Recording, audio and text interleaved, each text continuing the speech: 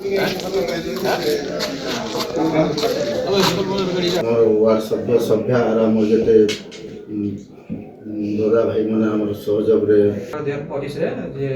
board ଗଣତି ହେଇଥିଲା ଆମର ସକଟ ଭିତରେ ତା ରିଜଲ୍ଟ ଆସିଛି ସେନ କହିଦେଲା ପରେ ଆପଣ ଟେନସନ୍ କଲା ପରେ କାଗଜ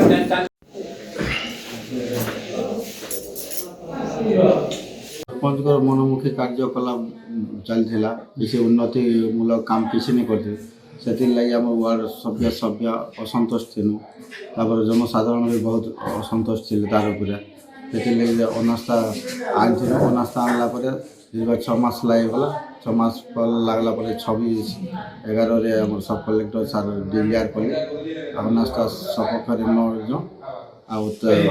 ବିପକ୍ଷରେ 3ଟା ଭୋଟ ହେଇଥିଲା ତାପରେ ସେଟାକେ ଆଜି କଲେକ୍ଟର ସାର୍ କାଲି ଡିକ୍ଲେୟାର କରାଲେ ଅଫିସିଆଲି ହିସାବରେ ଆଜି ସେଥିର୍ଲାଗି ମୁଇଁ ଆଜି ସରପଞ୍ଚ ଭାବେ ନିର୍ବାଚିତ ହେଇକରି